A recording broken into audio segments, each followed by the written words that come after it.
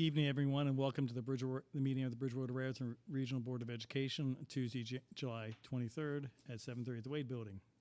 In compliance with the Open Public Meetings Law of New Jersey, notice of this meeting, July 23rd, 2024, meeting of the Bridgewater-Raritan Regional Board of Education was posted electronically on the district website and provided on January 3rd, 2024 by sending an annual written notice to the Courier News, Star Ledger, Bridgewater Town Clerk, Raritan Borough Clerk, and by posting on the bulletin in the Harmon V. Wade Administration Building. If you're able, please rise and join me in the Pledge of Allegiance. I pledge allegiance to the flag of the United States of America and to the republic for which it stands, one nation, under God, indivisible, with liberty and justice for all. Mr. Stars, can you call the roll, please? Ms. Lee. Here. Mr. Joshi. Ms. Kalistri. Here. Mr. Singer. Ms. Asuna. Here. Mr. Pepe. Here. Ms. Freelander. Here.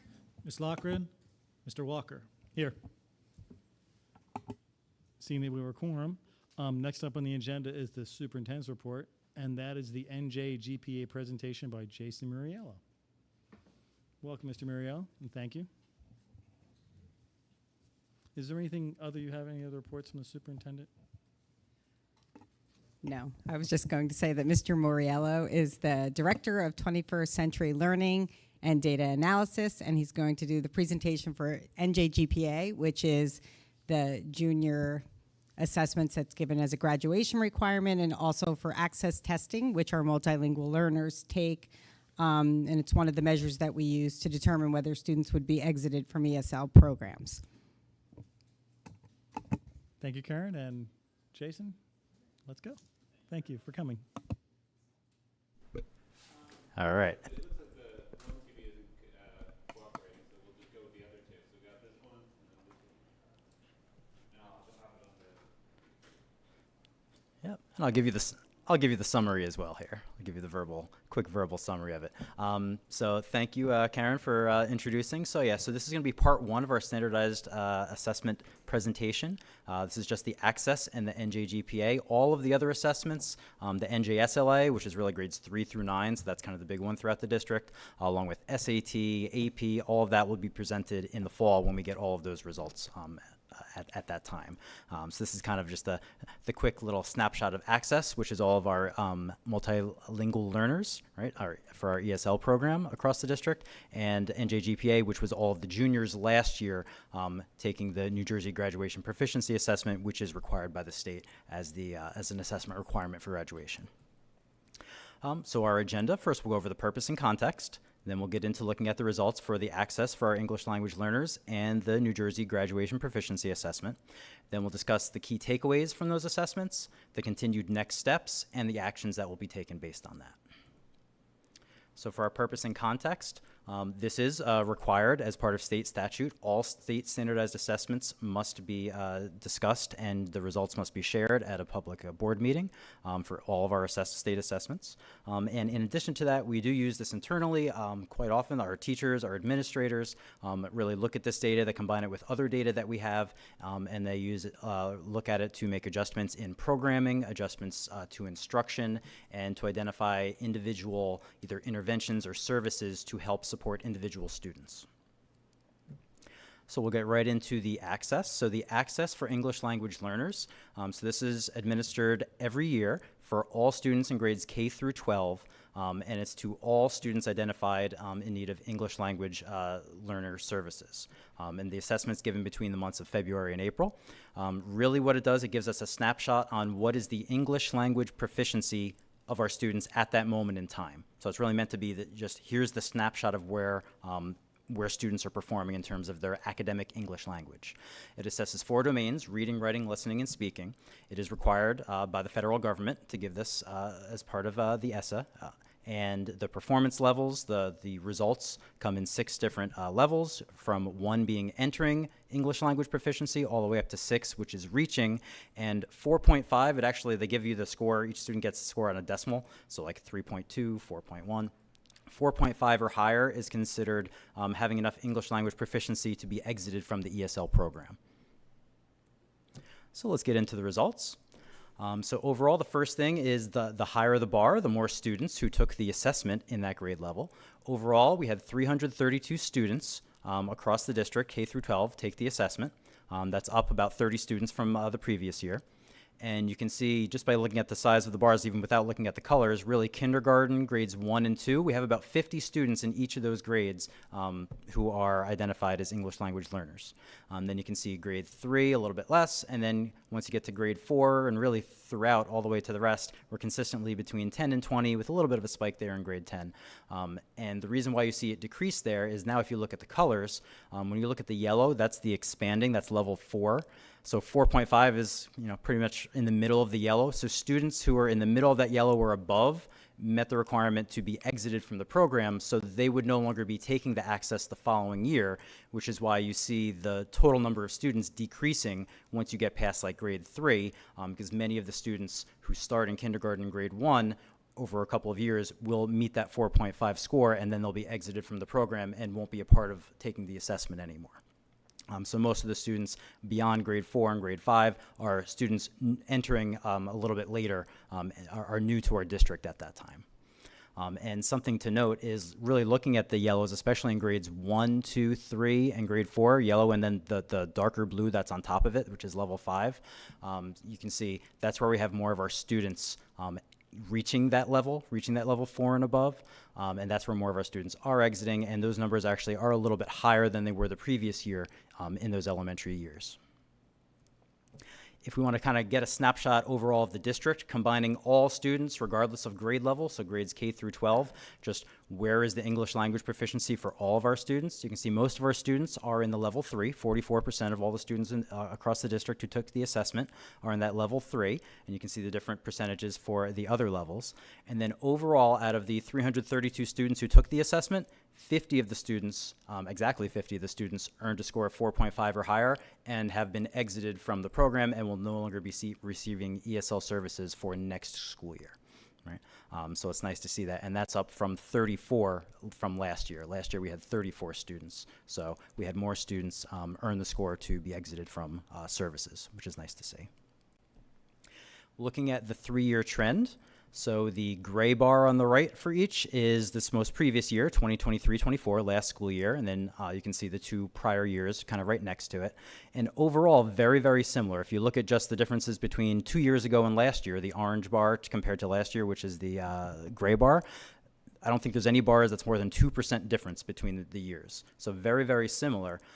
Although if you look, levels 1 and 2, we had slightly less students in the lower levels of English language proficiency. Level 3 is a little bit higher, level 4 is about the same, and level 5 is a little bit higher. So we're actually slightly up from where we were the previous year.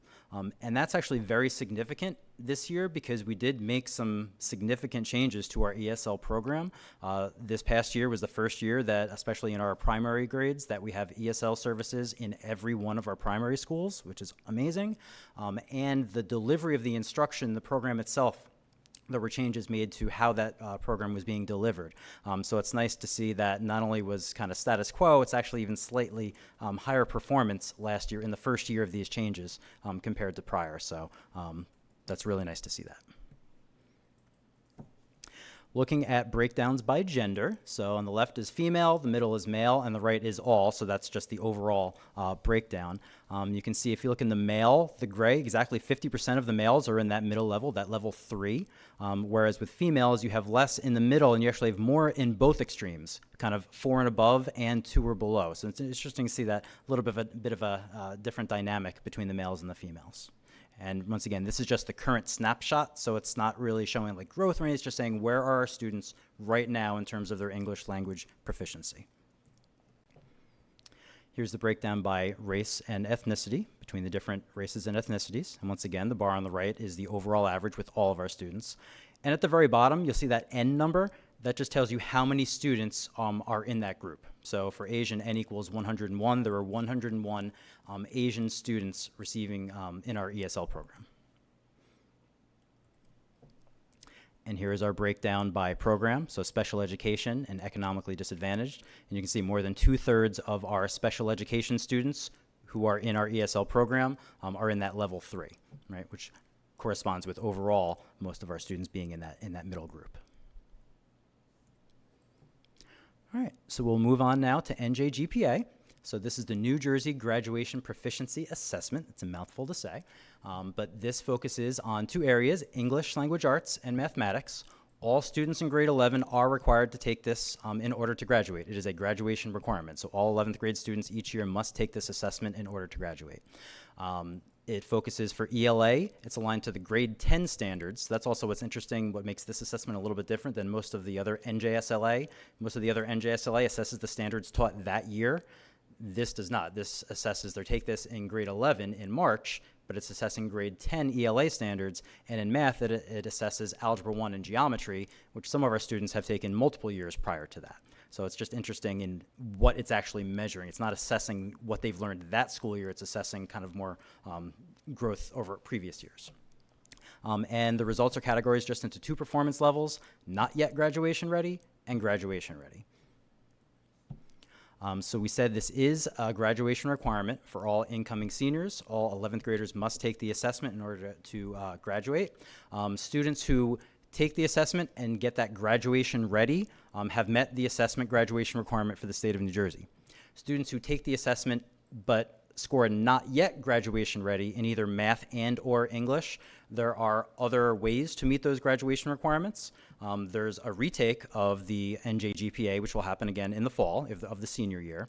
But as long as students take the NJGPA, then that opens up a menu of kind of substitute competency tests. I practiced that before and I did the same thing. It's the word I get every time.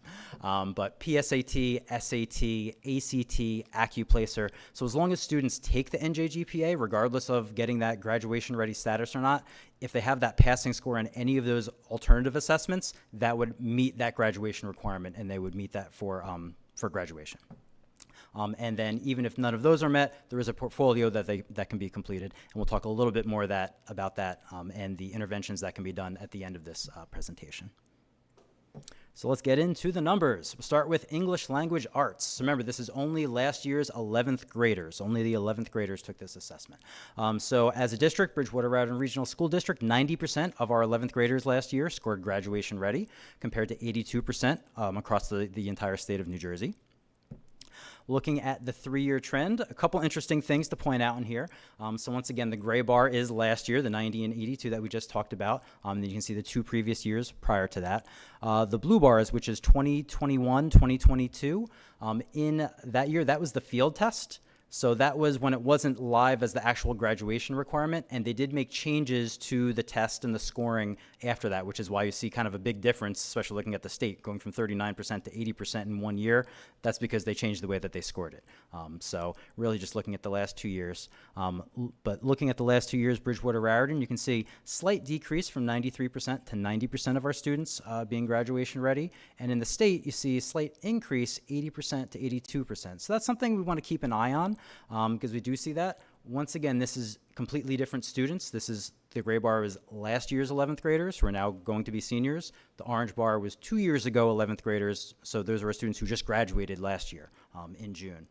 So there is some natural variation from just looking at different cohorts of students, but that's something that we want to see. Do we see similar trends when we look at that SAT data, when we look at the AP data, when we look at NJSLA for other grade levels? Are we seeing similar trends in other grade levels? So this is something we're going to keep an eye on and see if we see similar trends in other areas. Looking at the breakdown by gender, very similar between females and males. And then on the right, that's once again our overall average with all of our students, with females slightly outperforming males in terms of percent graduation ready. Here's our breakdown by ethnicity, race. So once again, on the right is the overall average of 90%. You can see some of our subgroups outperforming the overall average and some of our subgroups underperforming the overall average. Breakdown by program, very similar. You can see section 504 actually slightly outperforming our overall average, but then special education, economically disadvantaged, underperforming our overall average, and very few of our English language learners meeting that graduation ready cut score on that graduation proficiency assessment. Moving on to math. So we'll do the exact same thing that we did, but we'll do it for math now. So just looking at Bridgewater-Raritan compared to the state of New Jersey, 74% of last year's juniors scored graduation ready on the math portion of the NJGPA, compared to 55% across the state. So Bridgewater-Raritan significantly outperforming the state. Once again, here are your 3-year trends. Same thing, the blue from 21-22, that was a field test, so there were some differences between that and then the following year. But you see, kind of similar to what we saw with English, you see a slight decline in Bridgewater-Raritan from 2 years ago compared to last year, going from 80 to 74% of our students performing graduation ready, and the state actually staying exactly the same at 55% over that same time period. So once again, that's something we want to see. Are we noticing this trend in other grade levels other than this? Are we going to see similar results when we look at SAT, AP, and really see what's going on? Looking at the breakdown by gender, very similar again between females and males, with males slightly outperforming females in math. And remember, we just had females slightly outperforming males in English, but very similar between the two. Our breakdown by ethnicity and race, similar to what we saw with English, with some of our subgroups outperforming the overall average and some of our subgroups underperforming the overall average. Although something of note is there really is a larger discrepancy here in math than we saw with English. So the underperforming really is, it's underperforming at more of a level. There's a bigger gap with some of those subgroups in math compared to what we saw in English. And we see a similar trend when we look at program, especially special education, economically disadvantaged. There's a bigger gap between the percentage of students in those subgroups performing graduation ready compared to the overall average, compared to the gap that we saw between those same subgroups in English. So that's something we will be taking a look at. So key takeaways, I kind of discussed them kind of as we saw it within our data and our graphs. So looking at access, overall, the access scores were very similar to what we've seen in the past couple of years, but we did have a slightly higher percentage of students receiving that 4.5 and exiting the program compared to what we saw in the previous year. Also on grades K through 4, there was an increase in the percentage of students scoring that 4 or higher. There was also an overall increase in the average score, so students are at a slightly higher English language level proficiency than they were the previous year in grades K through 4. For the NJGPA, we did see that Bridgewater-Raritan High School outperformed the state both in English and in math, but within that, not all the subgroups really are performing at the comparable level, and we are noticing those differences between subgroups a little bit larger in math than in ELA. So that's something that we've noticed a little bit, but this year a little bit more even than in the past. So what are our next steps? With this data, this really gives us, Access gives us the snapshot of all of our English language learners. NJGPA really gives us information just on our last year's 11th graders. So really what we want to do is we want to get as much other information both for those groups and across the rest of the district, across all of our other grade levels. So we will be getting that with NJSLA. Will be giving us data on grades 3 through 9. So we can see, do we see similar trends across all the other grade levels as what we're seeing here? Or is this a little bit different than that? Also with grades 3 through 9 with NJSLA, we can have like growth data because students take that year after year, whereas the NJGPA, there is no standardized assessment for grade 10. So there's no comparison, there's no growth we can do with that information. So we'll be able to do a little bit more when we get some additional data. And once we have that, combined with the information that we do have, we use this information really to provide appropriate services for students, especially so for access. Any students kind of scoring at that 4.5 or higher no longer need those ESL services. For NJGPA, students who have not yet met the graduation requirement, we're going to provide services so they will meet that graduation requirement during their senior year, so they will be able to graduate on time. And if there's any areas that we notice that we need some additional professional development with staff, then we will look at that and provide that as well. So what actions moving forward? So really with ESL, that's already been looked at to identify which students will be exited from the program based on their scores. And for NJGPA, we're going to continue to provide opportunities for last year's juniors, who are now going to be seniors, who have not yet met those graduation requirements. So it is important that just because a student got scored not yet graduation ready does not mean that they don't necessarily meet the graduation requirements, because just by taking the NJGPA, that opens up all those alternative assessments. So if students took the SAT, PSAT, and they met that minimum score, then they would meet the graduation requirements through those. But there will still be students who have not yet either taken those assessments or not yet met that minimum score. So what are the actions that will be taking place over the course of the beginning of the senior year? Well, first of all, retaking the NJGPA, so that is a requirement. Any student who has not yet met the graduation requirements must retake the NJGPA, and that's usually in October. We offer the AccuPlacer in the school, so at the high school, they'll be offering opportunities to take the AccuPlacer. The PSAT, so all of our students in grades 9, 10, and 11 take the PSAT, but also our seniors who have not yet met the graduation requirement will also be taking the PSAT, because that's the test that could help them meet the graduation requirement. So they'll be kind of lumped into that group. For students who do not meet through any of those other means, there is a portfolio, which is basically a set of questions that will show proficiency towards those graduation standards. And we also have classes both in mathematics and in English language arts that are offered at the high school that students can take that really prepare students to meet those graduation requirements and go through a lot of those assessments to help them pass one of those assessments and meet that minimum score. And I'd like to thank you very much. And if anybody has any questions, I'm happy to answer any questions.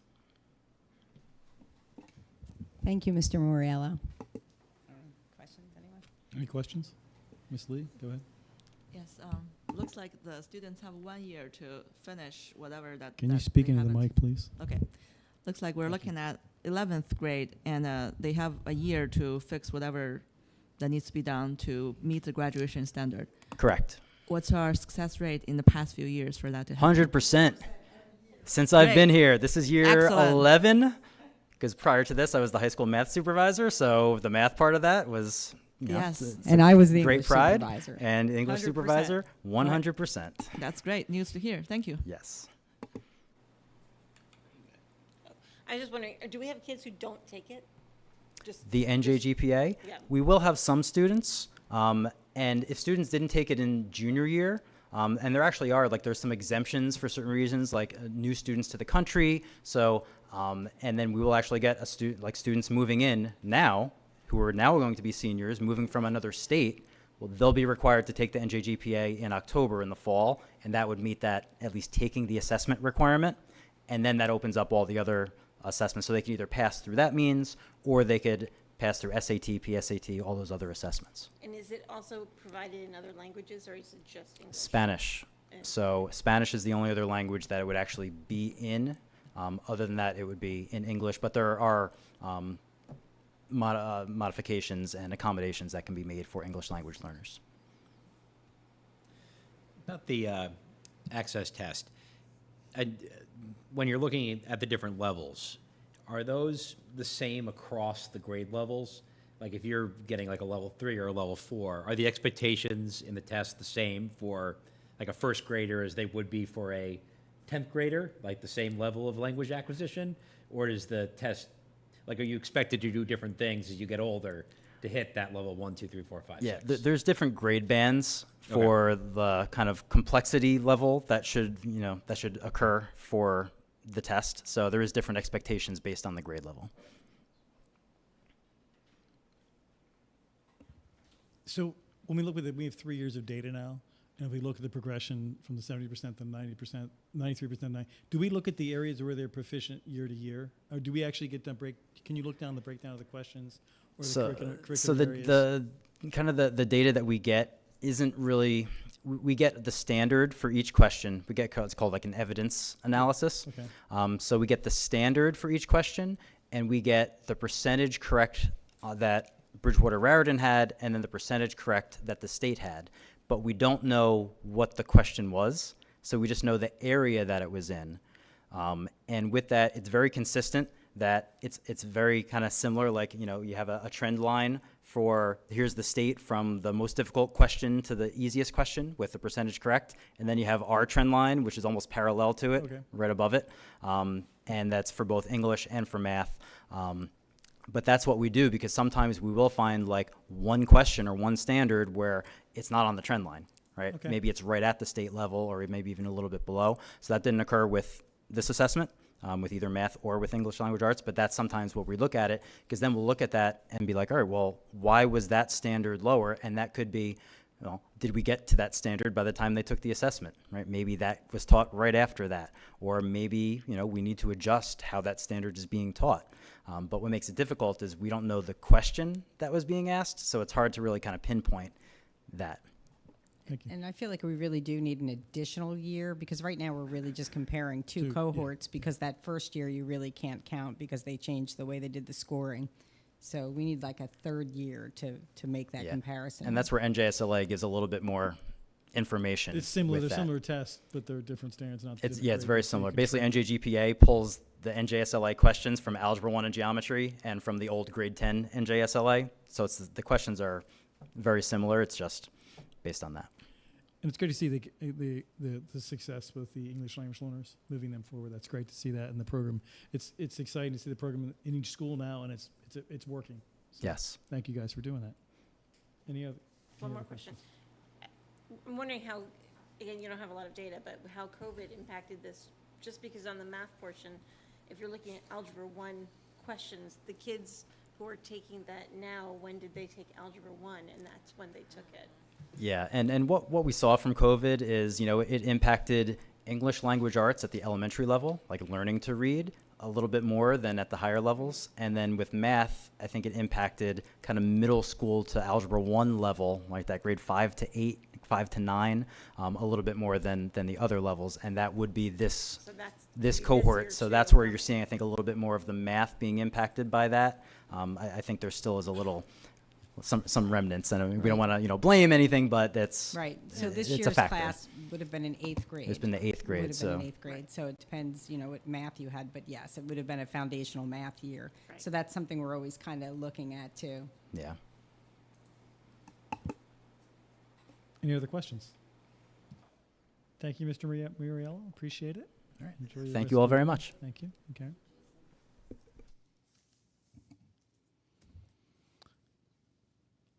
That completes the superintendent report. On to the board president's report. A couple things I wanted to bring up is as you're driving around the district, you'll see a lot of activity going on. Lots of activity, referendum money, and other capital projects being done. Mr. Beers has asked me that at the next FFT meeting and before the next board meeting, he's going to make a decision. He's going to have ability to be, he'll be at a building or something. We can meet and go look about what's going on. So he'll inform us more about that coming forward. So we'll be able to go if you want to. I'm not sure the schedule or the time frame on it, but he'll be doing that. That's upcoming. The retreat looks like it's going to be August 13th, sorry. So I know not everyone can make it, but that's currently, we'll discuss the time under new business. So thank you. Also a little bit on I'll give a little calendar update. So majority of the items that we do in July are the strategic planning goals and developing the superintendent goals. So we're doing district goals. Along those lines, for the retreat is when we'll be doing that. You want to take a look at the strategic plan. The strategic plan will help guide us towards our goals. It's a roadmap for us. So, I mean, they'll be similar this year, but some of those things we found in there will guide us to the next steps moving forward this year, the next year, and the year after. That's about it. So, moving on. A little bit of calendar stuff, so we're doing that. Also comes up in August. We have a few items. We approve the goals and action plans. That's why I'm leaning towards the 13th, because we can get them done for the board meeting on the 26th. I think it's 26th. We do this. We have also the presentation of the school self-assessment. We've had some of that done already. We set the superintendent goals through that. We'll see the approval of the anti-bullying specialists and the approval of the school improvement plans, panels. That's what's coming on next. So, moving on the agenda, community reports, academic committee. Who is taking over from Mr. I Jones? think I am. All right, for the academic, Mr. Pepe, can you? All would you right. like to get So academic the committee? academic committee met virtually on June 27th at 5:15.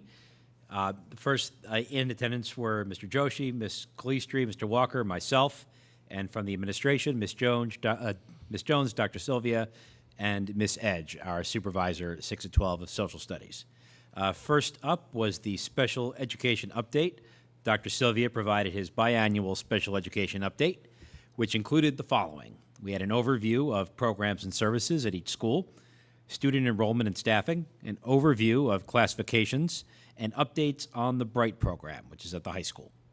Any questions on the special education update from Dr. Sylvia. All right, next up was a new textbook review. Ms. Edge reviewed the process and recommendation for the new textbooks in 2 AP courses, AP Government and Politics and AP Psychology. AP Government and Politics is currently using a textbook from way back in 2009. The recommendation is for American Government, this is the title, American Government, Stories of a Nation for the AP course, which is written in 2021. And AP Psychology is using a text from 2015. The recommendation is Psychology for AP. That's the title. The new editions are aligned with current courses and exam descriptions for the College Board, and there are online resources for students and teachers and a test bank. Any questions on the new textbook update for those 2 classes? Is there any curriculum training that goes along with that this summer? I suspect there is. Okay.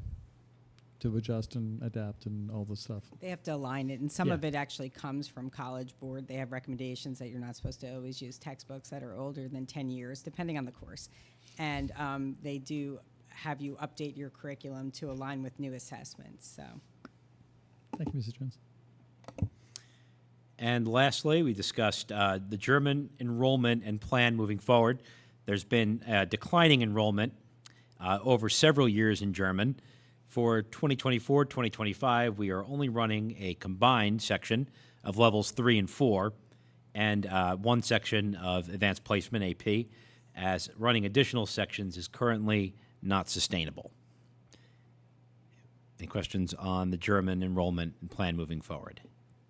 How many kids in the German classes at all? I total. forget offhand. Do you know we have that number, Ms. Jones? you know what? I'll be able to look it up, but it's very few. It It's might be not. like, did you say 9 or it's like 10? It was a small number. It's It a was very not. small number of combined students in 3rd and 4th. And then the AP class is more typical of an AP size class, but there's one section of it, and we didn't have enough students interested in German to run any additional sections. So what we're attempting to do is to make sure that we take kids who started in German and completed levels 1 and 2, and we're trying to still move them through the program so that they have that opportunity. We even looked at like online options, but there wasn't anything offered for AP. And then if you'll recall, like several years ago, we stopped offering German in the middle school, and at the time we stopped offering it to attempt to really save the opportunity of having that language, because what happens is students choose their language at the end of 6th grade, and then when you go into middle school, it's a 2 years to complete one level. So it's like was the only opportunity to choose was at the end of 6th grade, and then we weren't offering level 1 in the high school because we didn't have enough students. So we were hoping that by taking it out of the middle school and offering level 1 in the high school, it would actually create an on-ramp for students who maybe took something else in middle school and then decided that they wanted to try this. And plus you could then attempt it at any point in your high school career. And it just continues to decline. I don't know if it's related to declining enrollment or just because we offer so many languages, but you know, we're continuing to watch it at this point. Do we have like a more high school enrollment at the first year now compared to before? Are you talking overall enrollment? Yeah. Like when we take it out from the middle school, I know there's people who wanted to do it in middle school. Well, so that's what we tried to do. Yeah, so so that was done multiple years did it ago. work? It didn't sustain, no. Okay. It started and then it didn't work. So Alright. either way, we were having trouble really keeping that program alive. Okay. Yeah. Understand. Thank you. Yeah. Is this characteristic of other districts too, or they? Well, I mean, are you? Have you ever talked to other districts? How's their German program going, or is it? Just wondering if it's similar elsewhere. I think actually we've been very unusual as a district in that we offer so many languages. I think it's very rare to see, the number of languages that we offer. Many places offer, 3 languages. So I think that's part of it. When you offer so many languages, you're competing with each other to some degree. German is also, it's a difficult position to staff as well. It's difficult to find teachers. So, that's been part of the challenge too. Thank you, Mr. Jones. Mike. Yeah, I took German in high school. It's definitely, I enjoyed it a great deal. It was a good language to learn, and yeah, disappointing, but that's great that we're offering other languages. That was it for the agenda. We adjourned at 6:45, and the next meeting is August 22nd at 5:30. I assume that's virtual, but I'm not sure if we've set that yet. Thank you, Mr. Pepe. Community Relations, Ms. Calistri. Our next meeting is to be determined, but I think our plan is September. Thank you. Finance, Facilities, and Transportation, and Mr. Stars will be pinch hitting for Mr. Singer. The committee met on July 15th at 5:30 virtually. In attendance were Mr. Singer, Ms. Asuna, Ms. Lochran, Mr. Walker, and myself.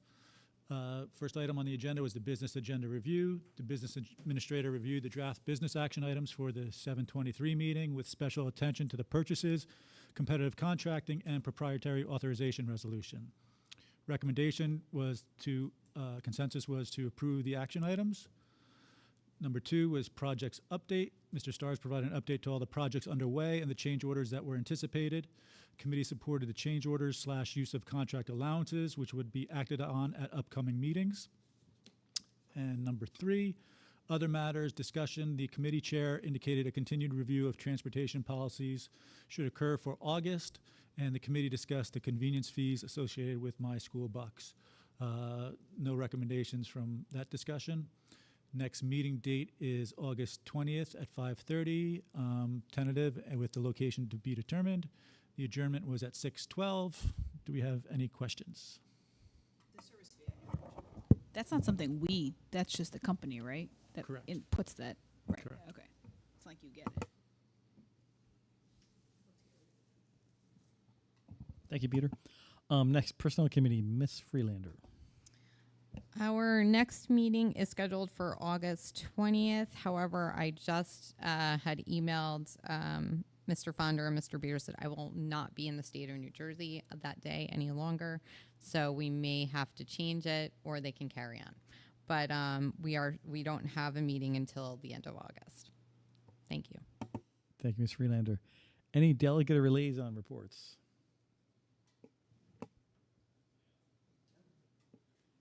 So I have one report. That's on June 27th at the town council meeting.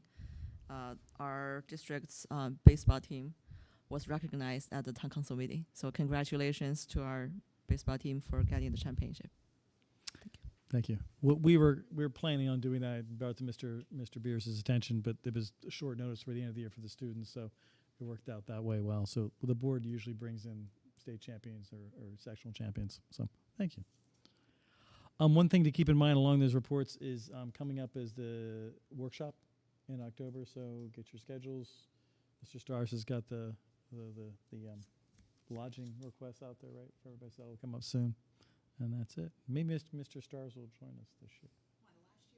Last year. Yeah. So, anyways, any other delegate or liaison reports? Seeing none. Open to the public. Individuals and/or groups are invited to present their concerns, comments, and requests regarding the following action items to the Board of Education at this time. In accordance with board policy, members of the public are allotted one opportunity to address the board for a maximum of 5 minutes during this period of the meeting. Please be advised that the video recording of this meeting will be posted on district website.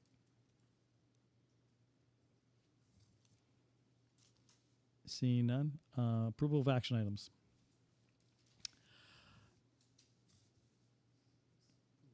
Minutes. Sorry, approval of minutes.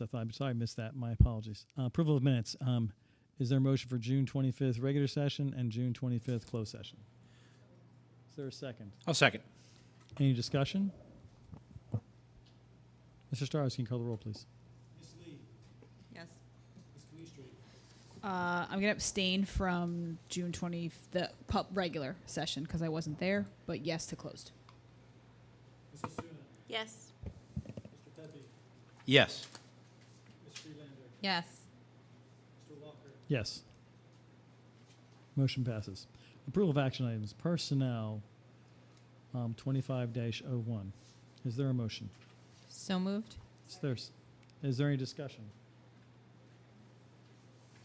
Mr. Stars, can you call the roll, please? Yes. Ms. Calistri. Yes. Ms. Asuna. Yes. Mr. Pepe. Yes. Ms. Freelander. Yes. Mr. Walker. Yes. Motion passes. Curriculum 25-01 through 25-03. Is there a motion? So moved. Is there a Second. Is there any discussion? Seeing none, Mr. Stars, can you call the roll, please? Ms. Lee, Yes. Ms. Calistri, Yes. Ms. Asuna, Yes. Mr. Pepe, Yes. Ms. Freelander, Yes. Mr. Walker. Yes. Motion carries. Business 25-01 through 25-13. Is there a motion? So moved. Second. Is there any discussion? A question on, I'm sorry, I forgot the number, but the e-ticketing. Does this just, if approved, would this just, this isn't approving any particular program, this is just being able to accept bids, and then we would see the details? The details would come before us for approval before it was actually implemented?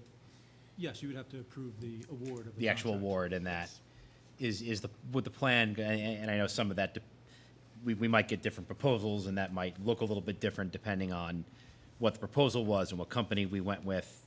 If we got that far, that would be at that point, like, those details would be Yes. up for debate and discussion at that point. This is just the first step. Correct. Thank you, that's what I thought.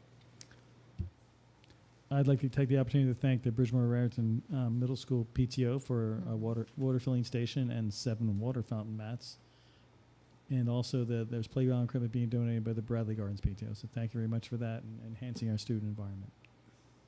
Seeing no more questions, Mr. Stars, can you call the roll, please? Ms. Lee, Yes. Ms. Calistri, Yes. Ms. Asuna, Yes. Mr. Pepe, Yes. Ms. Freelander, Yes. Mr. Walker. Yes. Motion carries. Student Services 25-01 through 25-03. So moved. Is there a second? Second. Is there any discussion?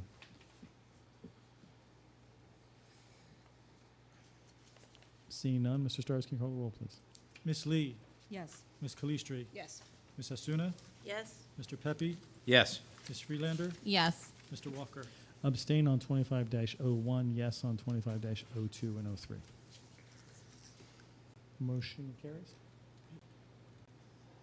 Other 25-01 through 25-02. Is there a motion? So moved. Is there a second? Second. Any discussion? It would have to be in closed session, so. It's only us. Seeing none.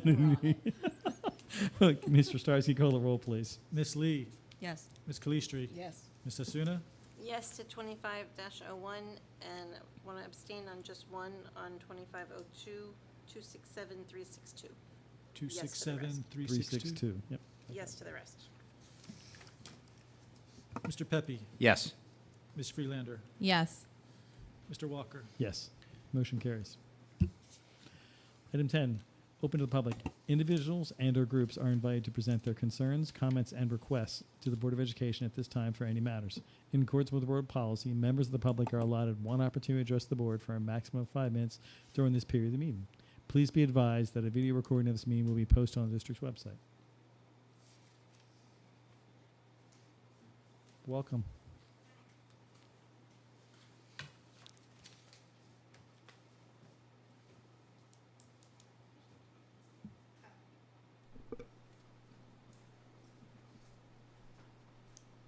Okay. My name is Kelly Cocotilo. I'm a second grade teacher at Van Holten School. And I just wanted to introduce myself. I am the new second vice president of the BREA. So I just look forward to working with our administrators to help our members feel heard and supported. So I just wanted to introduce myself because you might see me at some meetings. That's so nice. Thank you for coming. Thank you. Congratulations. Or my condolences sometimes. Yeah.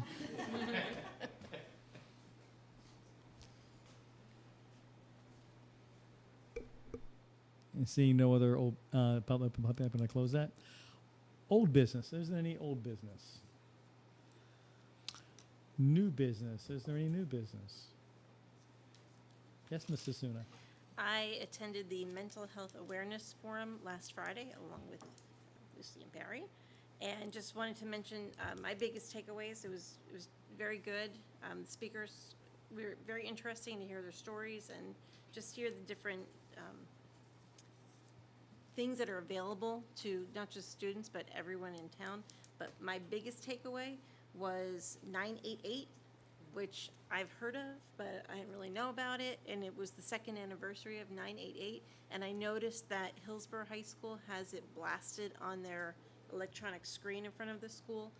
But it's just a crisis line, not necessarily like a suicide prevention line, but it's an everything line for suicide and just crisis in general. And they are manned 24/7. You can call, you can text, whatever you want, but they can help and at least get you to someone who can help. So that was my biggest takeaway. And also, when a few people heard that I was on Board of Education, they all want to come here and present. Very anxious to be here.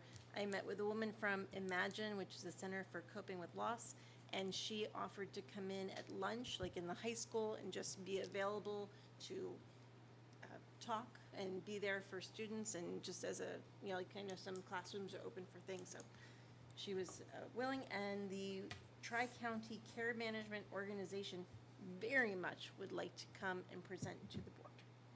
So that's that. Thank I you. just wanted to add to what Rebecca said. Actually, the 988, when the kids were in 7th or 8th grade, they had been given stickers to put on the backs of their cell phone cases with this, and it hasn't really been done since. So I don't know how they organized it. I don't know if Miss Corliss or Mr. Scott knows, but that was their initial target age group was the middle schoolers, the 7th and 8th graders, because that's where some of the mental health issues start to peak. But I did want to encourage our district to look at kind of what Rebecca was saying. Have some of these groups come in, have them set up tables during lunch so that students can go up to them, learn more, take advantage of that lunch hour. It's a really great idea. I worked with these groups during my time with Somerset County Leadership or Leadership Somerset, and they have done incredible work in a lot of the high schools in our county, and we don't take advantage of them enough. And now I think they have certainly made their voices known. They're coming and trying to extend that arm to us. We should definitely find a way to get them in.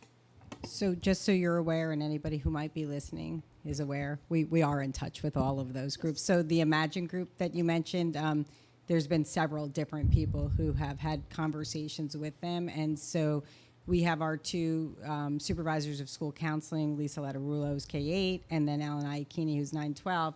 And so I was just quickly looking through my email because I just met with them, and we have lots of things going on. So there's been meetings about using Imagine for peer grief support, which is something that is coming in anyway, will be an expectation of the NJDOE. We have the Rutgers partnership, which is actually on this agenda. So that's for actually therapeutic services for students and parents.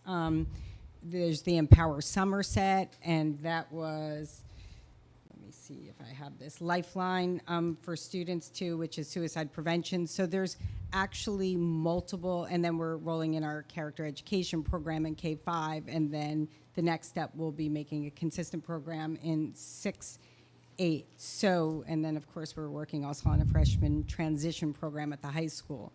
So we're going to be putting this all together, and at some point then we'll be presenting it so that everybody can kind of see what the comprehensive program is, because what happens is we do have people reach out to us, and they reach out to all different people. They all different, and it winds up getting, if you don't create like a plan for it, and then it's not a cohesive program, and that's when people wind up kind of not really understanding what's going on. So we're trying to put this all together in a way that will make sense to people, that we're able to communicate it. And so we're in the process of doing that, just so you know.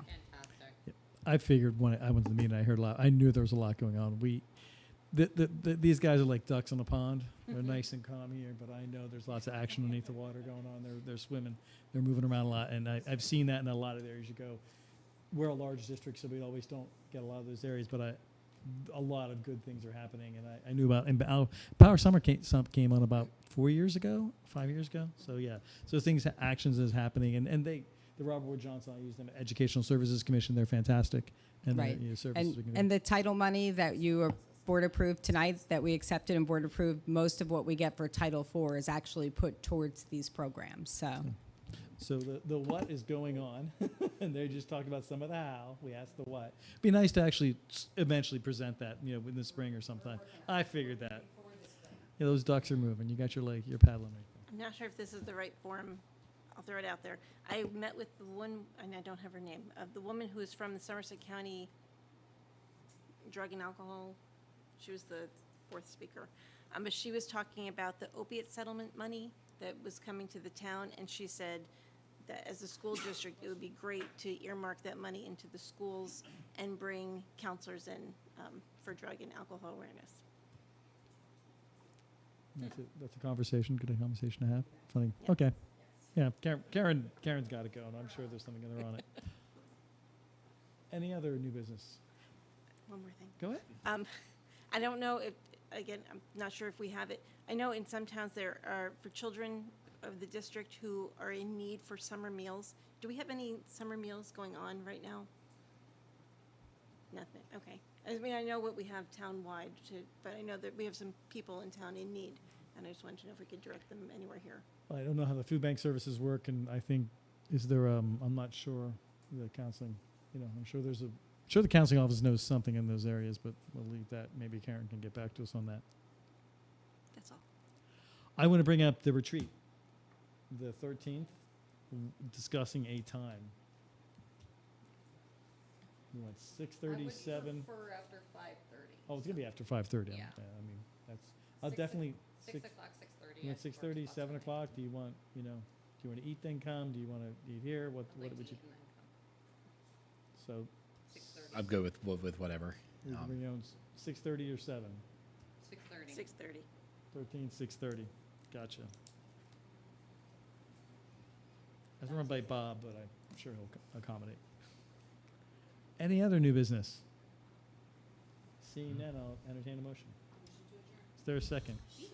Second. All those in favor? Aye. Aye. Enjoy the rest of your summer, everyone. We'll see you in August. Thank you.